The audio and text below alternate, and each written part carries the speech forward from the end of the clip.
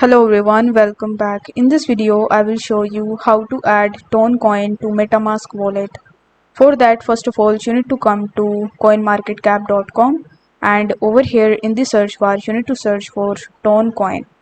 Now, once you are able to find your Toncoin, you just have to simply click on it. So as you can see that we have our Toncoin available over here and its contract address is based on Ethereum, and if you click on more, you will see the contract address based on BNB and TON. So here we are going to use Ethereum's contract address. So you need to make sure that it is Ethereum. So you need to copy this address from here, then click on your MetaMask extension. After that, here in this section, you need to make sure that Ethereum main network is selected.